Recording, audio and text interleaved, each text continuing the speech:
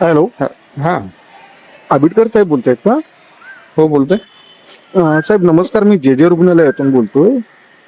हा, बोला. साहेब, माझी मावशी ऑफ झाली, तिच्या 1.5 महिने झाले इलाज चालू होता या ठिकाणी. ते हा. आज आज ऑफ झालेत, पण आमची आर्थिक परिस्थिती अजिबात नाही आणि आम्हाला अँब्युलन्सची गरज आहे. आम्हाला अकोला, आमच्या वतनाच्या जमिनीमध्ये अंतिम संस्कार करायचे. हा. हा, मुंबईहून अकोल्याला जाण्याकरिता अँब्युलन्स नाहीये इथे काहीच ऑप्शन. पण ऍम्ब्युलन्स मला वाटतं पेशंट न्यायला ऍम्ब्युलन्स वापरणार ना, डेड हो, बॉडीला नाही.